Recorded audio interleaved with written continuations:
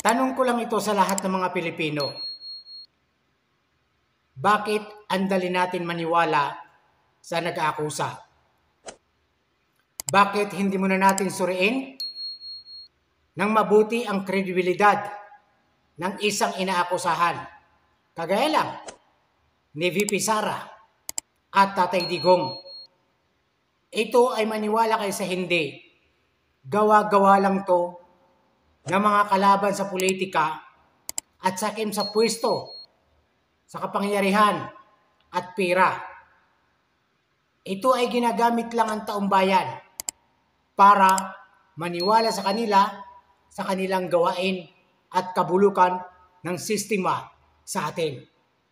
Kaya bago po tayo manghusga, suriin natin ng mabuti ang kredibilidad ng isang inaakusahan. Huwag muna tayong maniwala agad-agad, mga kababayan.